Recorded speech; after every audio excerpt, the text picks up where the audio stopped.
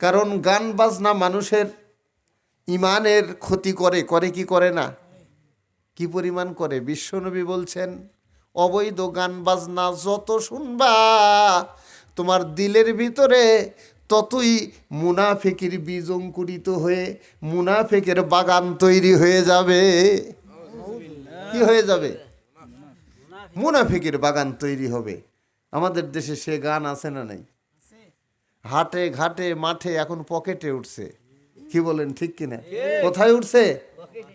আরে আজকে এই মাহফিলে আসার পরও আমি ঘরের ভেতরে শুয়ে শুয়ে ঘরের ভেতরে বসে বসে শুনলাম আমার ওই ঘরের আশেপাশেই কারা যেন মোবাইলে গান বাজাচ্ছে। আছে না নাই? এ জোরে বলেন, আছে না নাই? মন চায় একটু শুনি রুনা লায়লার গান। কি বলেন? মন চায় ভারতীয় শিল্পীদের। বুঝে না, হিন্দি গান বুঝে না, তারপরেও শুনে। আছে না নাই? হিন্দি গান আমাদের দেশের যুবকরা পছন্দ করে কি করে না? অনেক সময় গাড়ির ভিতরে যাই, ড্রাইভারকে ডাকে, এ ড্রাইভার সাহেব হিন্দি লাগান। কি লাগান? আমি কই, তুমি বাংলাদেশি যুবক, হিন্দির কি বুঝো? কয় হুজুর, না বুঝলেও শুনতে ভালো লাগে। বুঝে না, তারপরেও শুনতে বলে ভালো লাগে। আছে না নাই? আমার আল্লাহ রাব্বুল আলামিন বলেন, তোমার মনের ভিতরে গান শুনতে ইচ্ছা করে, সিনেমা দেখতে চায়, যাত্রা দেখতে চায়, কিন্তু একদিন তোমাকে আমি আল্লাহর সামনে দাঁড়াতে হবে। আমি আল্লাহর সামনে তোমার এই দুনিয়ার জীবনের পাই পাই হিসাব আমাকে দিতে হবে। দিতে হবে কি হবে না? জোরে বলুন, হবে কি হবে না? পাই পাই হিসাব আমাকে দিতে হবে।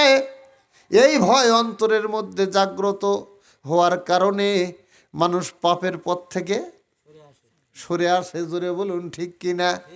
আমার আল্লাহ পাক বলেন, এই কাজটা যারা করতে পারবে, ফাইন্নাল জান্নাতা হিয়াল মাওয়া, আমি মহান আল্লাহ রব্বুল আলামিন তাদের জন্য চিরস্থায়ী ঠিকানা হিসাবে তাদের আবাস তৈরি করে রেখেছি আমার জান্নাতের মধ্যে। জোরে বলুন সুবহানাল্লাহ। কার মধ্যে?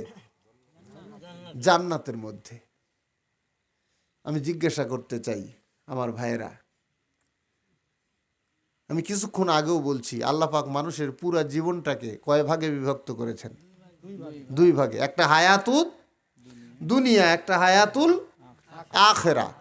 তার ভিতরে উত্তম এবং চিরস্থায়ী কোনটা?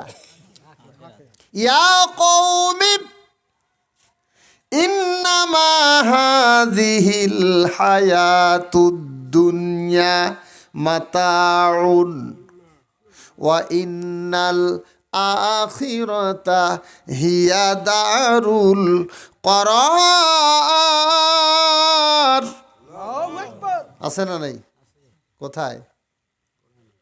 কোরআন শরীফে 24 নম্বর পারা 40 নম্বর সূরা। সূরার নাম হলো সূরাতুল মুমিন, আর একটা নাম হলো গাফির। এই সূরার 39 নম্বর আয়াত আপনাদের সামনে তেলাওয়াত করলাম। ওই আয়াতের মধ্যে আল্লাহ পাক বলতেছেন, ইয়া কওমি, হে জাতি, হে সম্প্রদায়, হে মানব সম্প্রদায়,